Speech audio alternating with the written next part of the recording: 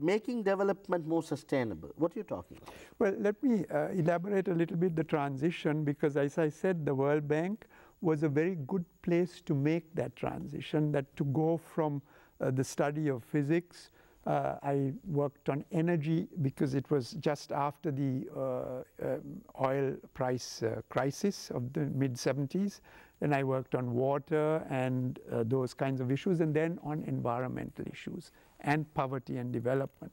Now, so that was through the 70s and 80s, and by the end of the 80s, I developed this framework called Sustainomics, which is based on 4 basic principles, and I presented it in 1992 for the first time at the Rio Earth Summit. There was some controversy at the time because it was a bit ahead of its time, but now 20 years later, I must say that the principles are well accepted and applied. That's 20 plus Rio, isn't it? Yes. Yeah. Now it's Rio plus 20. Rio plus 20, sorry, Rio plus 20, yeah. So then the step-by-step approach of making development more sustainable, I think this is very much within the Checkmate ethos, particularly at this time in Sri Lanka. As you know, we've been discussing of this new future that we've been given. Do you want to, I know we'll get into the areas later, but just the concept of sustainable development. Yeah. Development but sustainable. The concept is very simple. The first principle says make development more sustainable. I always think of it in terms of climbing a mountain. The top of the mountain is covered with clouds. It's all very mysterious. What is this sustainable development? We are at the bottom, but if we keep climbing uphill, we will get there eventually. And the steps we need to take are very simple. When we leave this room, we switch off the light. We can plant a tree. We can eat less meat. So many things in our daily lives which we can do, and it's a message also to the youth saying don't feel helpless. By your actions, you can do something to make development more sustainable. And so that is the essence of the first principle. Yeah. Can I then ask you, perhaps to elaborate it further, you use this nice triangle on the cover of the book itself. It says wealth, people and nature. The 3 corners of the triangle from what we had initial chats on is economy on top and social or the social phenomena or the people at another corner, and the environment at one corner. Do explain to us these 3 interlinked areas, if you like, in this equation. Yeah. So that is the second principle of Sustainomics, which says, well, you're asking us to do something. What do we do? Well, think of almost anything you do in terms of these 3 dimensions. There is certainly an economic dimension, because without countries need to develop. Yes, right. And without money you can't survive. Right. There is the second dimension, which is social, because it is the social interaction which the glue that holds society together, the web of interactions and transactions that you go through. And there is the third aspect, which is the environment, that it is the lakes, the forests, the air we breathe, on which we depend. So almost anything can be analyzed in terms of that, the economic dimension, the social dimension, and the environmental dimension. But what is important is not these 3 in isolation, but the balance. Now, unfortunately, we seem to be pursuing the economic side so hard that we are destroying certainly the environment, but also violating the social aspects. We are destroying what is called social capital, the integrity of social systems, going to violence and all these other things, so that you can have a city which has huge buildings and roads and so on, but a woman cannot walk the street without fear of molestation. Can I ask you to explain this in a, say, you know, we're not neither economists nor physicists, say a layman's language that perhaps the Checkmate viewer watching out there may be able to understand. Given a slight example, commodities in the world are rare. Say a thing like oil, pricing of oil, petrol or gas for that matter. It's rare and it's a dying resource. Obviously, there is a price to it. And each year or periodically, the price climbs. How does that sit in with that social angle that you're discussing? Say, Sri Lanka needs to develop. We need resources, therefore we need oil. And the price must go up. But somewhere down the line, the lower strata of society is going to feel the pinch. How does this sit in your triangle? Well, it's an excellent example, Chrismal. If you look at the economic side, the very hard-headed side, for a country like Sri Lanka has to import the oil price is rising, so you can't keep the price of petrol at the pump artificially low. As the world oil price goes up, you have to raise the gasoline prices. So the economic principle is pushing the price upwards. The environmental side, you say, well, when we burn this oil, petrol in a car, what happens? Well, you have pollution, you have air pollution and other things, and it can cause ill health and other damage. So there is a cost to that. So ideally, the price of petrol should also reflect that environmental damage that is being done. Technically, this is called environmental externality, right? An external impact. Then you come to the social side. The social side tells you exactly the opposite. The social side says if you keep jacking up the price of oil products, let's say kerosene and other things, then the poor will not be able to afford it. Or it will be only the privileged rich who will have access to this. So the two, the economic and the environmental, will push the price of oil higher, but the social will have a moderating influence. And it is the balance between the three sides of the triangle, and there are many schemes, and I have written about it at length. 90 books. This is called sustainable pricing policy, where you can balance all of these so that you don't make everybody happy, but at least everybody is not unhappy either. Well, we're going to talk much more about it. It's, yeah, I know my production team will be looking at their watches. It's time to go to another break. But time just flies with Professor Munsinghe. But before we go to a quick break, as I said, I promised you a news flash from Checkmate, as I always do. We are in the process of putting up what is called a Checkmate forum. Professor Munsinghe has very kindly taken to the idea. I know he had very little time in his hands, but we would like to invite all our guests. As you know, Checkmate guests are selected meticulously for their expertise. We've had people of the caliber of His Lordship Justice Weeramantri, Mr. Braddon Weerakorn, Professor Carlo Fonseca, Mr. Sam Vijayasinghe, Professor Vedikara, Manila Abhisekara. We've had the length and breadth of Sri Lanka's professionals and experts, and what we would like to do is to make a round table of them, where you, the viewer, can direct your questions to them, and we will act as a medium of this process of rebuilding Sri Lanka to put it to them, of course, on a time available basis, and get their answers back for you in some form, either by way of our Facebook page or email. But the Checkmate forum is very much becoming a reality, and we will talk more about it. Do follow us on Facebook and email. You'll find the addresses appearing at the bottom of the screen. But we'll talk more about it as we go on. We'll be back after a very short break in the company of Professor Munsinghe. Don't go away.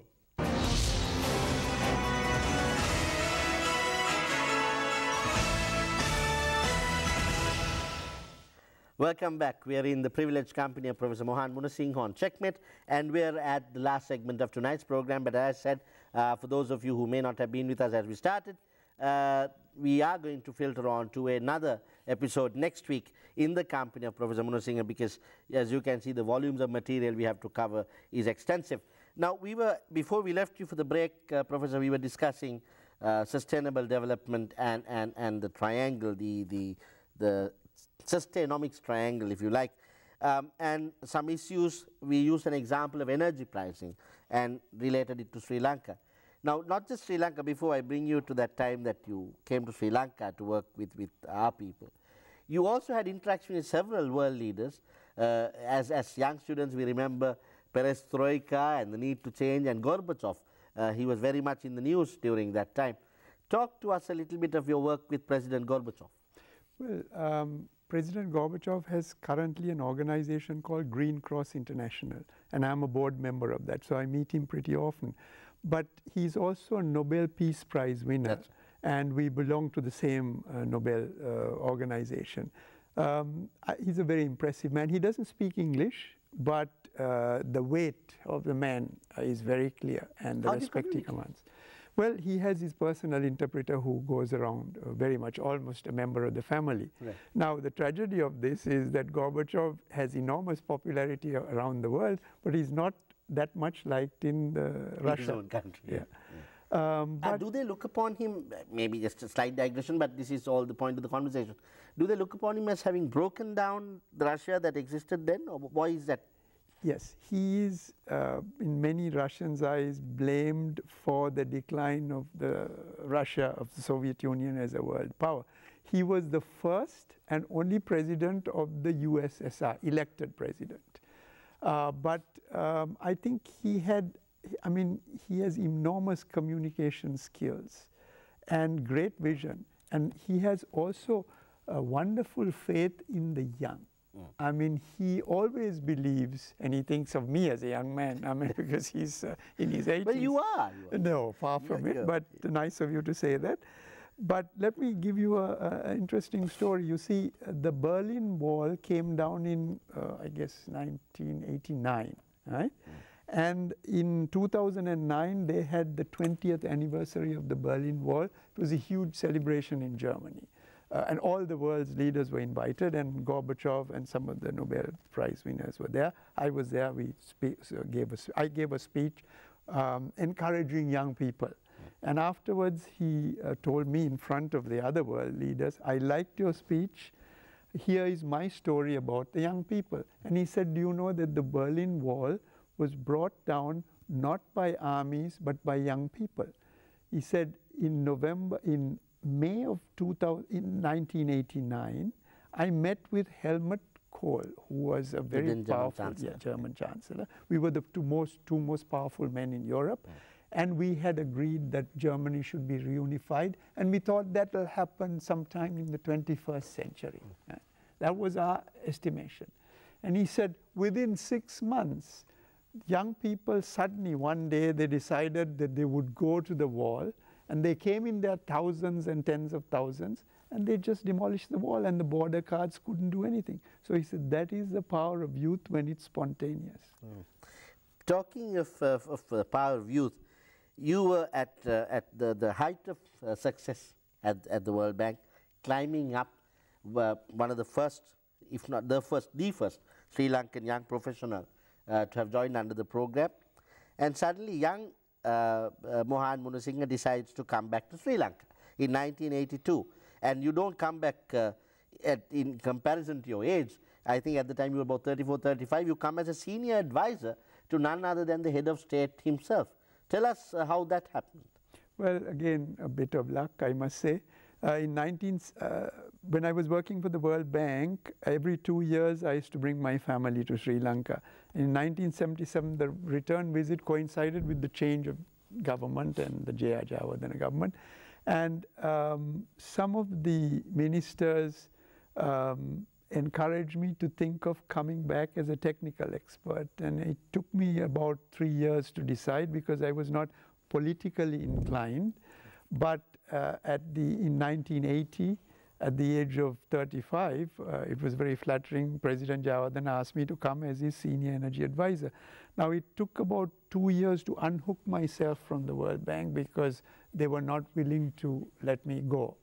But I did come back and I worked pro bono, as they say. Yeah. But it was an enormously rewarding experience. I just want to ask you, being Sri Lankan, you know that famous or infamous story of how Sri Lankans, the only pit that doesn't have a guard in the underworld is a Sri Lankan pit because no one allows the other person to climb up. That's what Sri Lankans are apparently known for. At 34, 35, you come as a senior advisor to the head of state. Didn't they sort of, you know, did they receive you, welcome you, or was there hostility? Well, let me also tell you that there's another wrinkle to that story about the pit. It's called the Dubai Kakulo. Okay. That the hotels in Dubai have crabs brought. Right. All the pots are covered, yeah, but only one is open. Yeah. And they say, where is that pot of, the basket of crabs coming from there? They say that's from Sri Lanka. Yeah. Why is it not covered? Because no crab will allow the other one to climb up. Yeah. So that's what I want to ask you. Here you come at 34 and you give your service free of charge. pro bono. You're coming to serve the country. And I'm sure you would have been met with some hostility being a senior advisor at 35. Yes, there were, in fact, I was very inexperienced and there were many daggers in my back in the first 2 weeks, but I learned fast. Yeah. The second thing is that the president actually protected me. I used to meet him once a week, brief him for half an hour, and almost all my recommendations he endorsed. And there is nothing more than having the support of the president. I hear that he was a man given to long, lengthy submissions by you. Well, I mean, that's another humorous story that he's, in fact, man for brevity. The very first meeting I had, they set up the meeting and they said, take a briefing note in. So I wrote a 3-page memo. He took one look at this and he said, Munsinghe, what I need from you is just one paragraph and one line at the bottom with your recommendation, which either I approve or not. Take it back. And I went away much chastened. I was much more brash then, but I learned fast. You become wiser. But tell us some of the initiatives that at the time that you took part in Sri Lanka. I know the Syntec was something that you pioneered, and the ECT, that's Energy Committee. What was that you were part of? I was put in charge of coordinating all of the energy activities, because there are, as you know, like now you have the Power and Energy Ministry, you have the petroleum, then you had also the forestry because of the fuel wood and so on. And there was lack of coordination. So from the Presidential Secretariat, which I had an office there, I coordinated it with a group of people and basically developed an integrated energy plan for Sri Lanka. It was one of the first in the world. And it was recognized as such. But I also participated in, for example, the accelerated Mahaveli program. And in fact, the World Bank was very much opposed to this. They said a country like Sri Lanka can never do this. But I think the government at the time was bold enough, they did it. And in fact, all of those dams now, Victoria, Randenigala, Ranthamba, Samanalawa, and so on, that were built at that time, are still producing electricity at no cost to the taxpayer, because it's all with water. So some of the work we did at the time are still paying dividends. We're going to talk in our following segments that will filter on to next week on what the professor's feelings are of how those projects are faring now in Sri Lanka, what they start in the 80s and 90s. But before we go there, I want to now take you back abroad. You finished that tenure, then in 1990, around 1990, or once again, you're an advisor to another president, another head of state, George Bush Sr. Very briefly, some of your interactions with him. Well, just to, in Sri Lanka, I also, as you mentioned... Syntec was one. Yes, I did the computer policy for Sri Lanka. Yeah. And when I came back to the World Bank, they switched me to environmental issues. Right. And then the Bush administration, George Bush Sr., was looking for somebody from the developing countries who could advise them. There was a President's Council on Environmental Quality. And they asked me, and I had no hesitation because I had a strong developing country viewpoint, and I was determined to make the Americans understand that.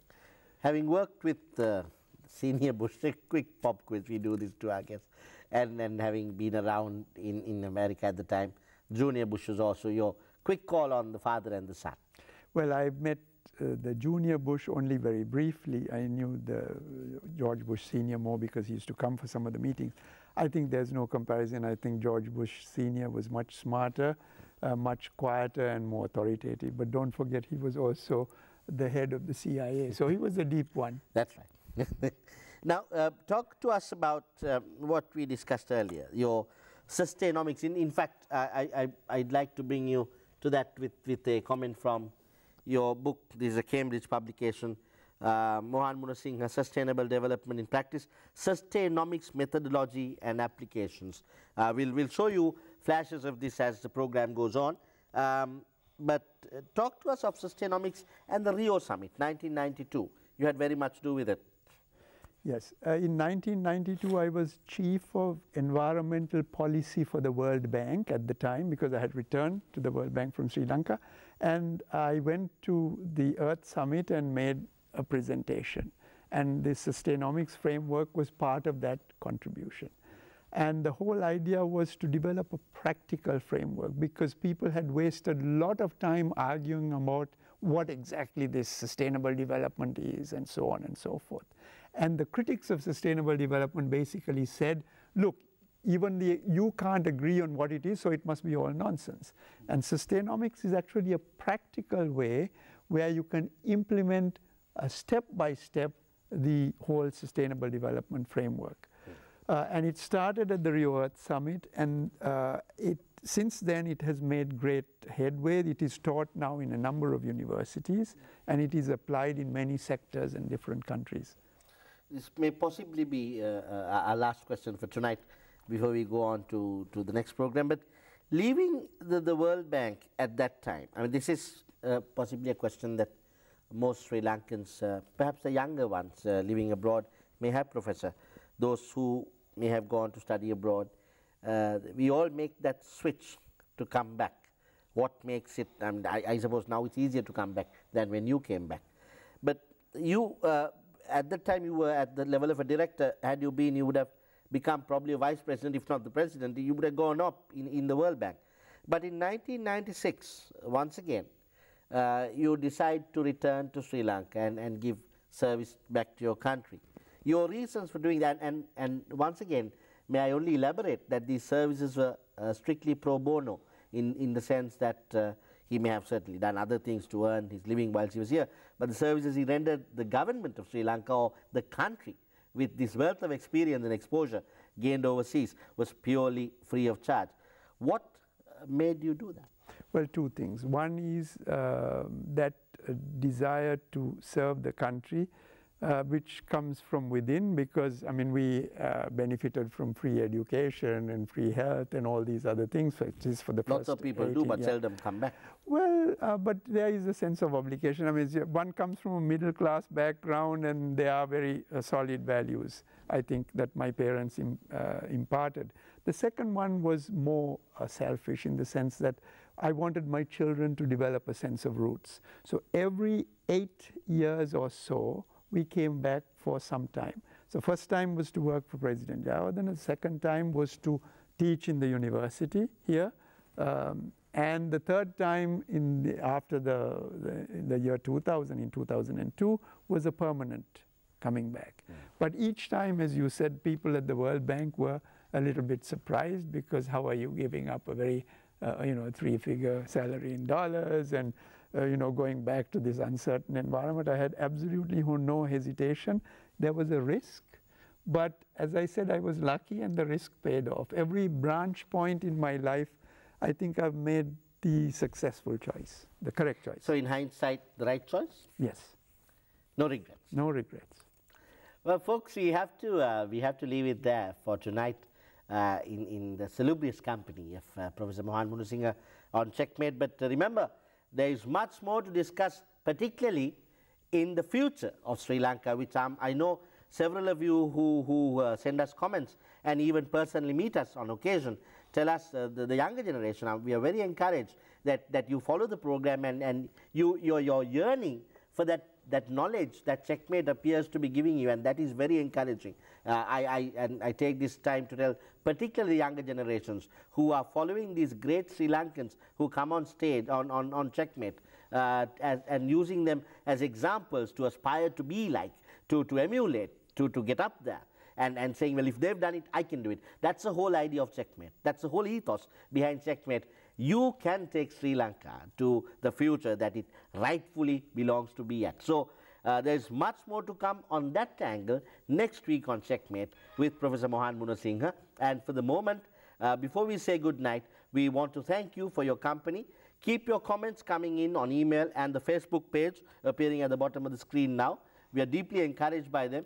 As I said, there is much more news of Checkmate to come. We are also available on YouTube and on Facebook. If you go to our Facebook page, you'll be able to get the links to when all these programs can now be watched, not only on Monday night, but online all the time, 24/7, 365. So until we see you again, on behalf of the production team at Checkmate, we say good night.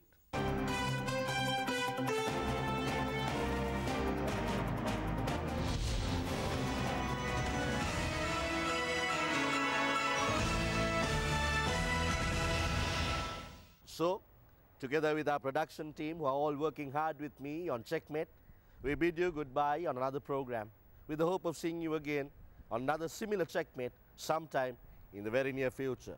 And I leave you with these words from H.W. Longfellow, especially for our young generation of Sri Lankans watching. Heights by great men reached and kept were not attained by sudden flight, for they, whilst their companions slept, were toiling upwards in the night. Young Sri Lanka, future Sri Lanka, we'll see you again soon.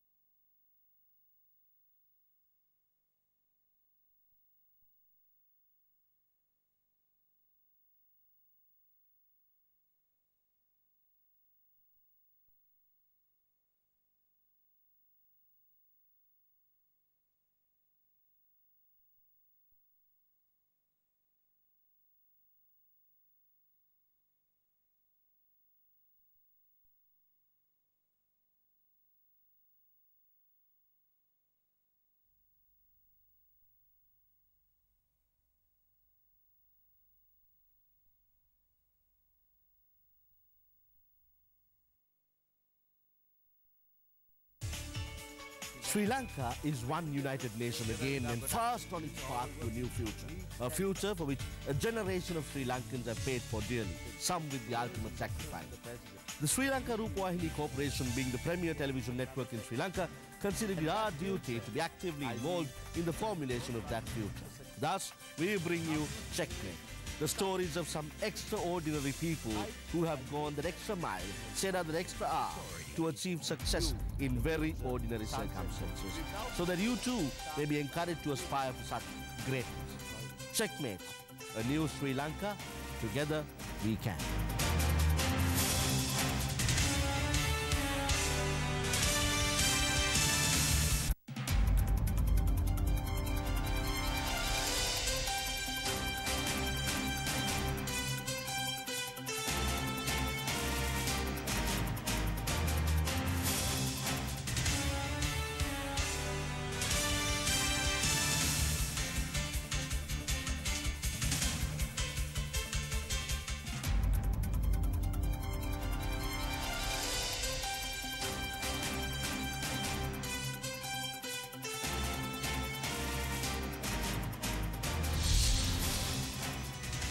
Checkmate. It's about life as you see it. Hello everyone and welcome to another program of Checkmate. For those of you who were with us last time, you'll remember that we are in the company of Professor Mohan Munsinghe. For those of you who are joining in tonight, in the middle of the program, don't worry. Most of our programs, as you know now, are online and available for you to watch.